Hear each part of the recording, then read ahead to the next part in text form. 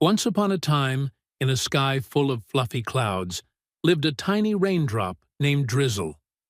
Unlike the other raindrops, Drizzle was afraid of falling.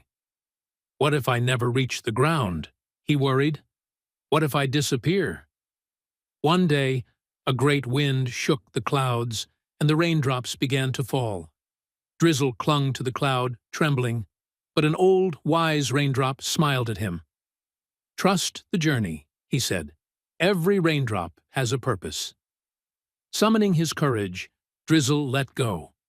Down he tumbled, past birds, past leaves, past rooftops, until, plop, he landed softly in the soil. At first, he thought he was lost, but then he felt something wonderful.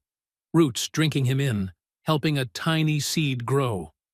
Days passed, and where Drizzle had fallen, a beautiful flower bloomed. Drizzle had not disappeared. He had become part of something greater. And from that day on, he was never afraid to fall again.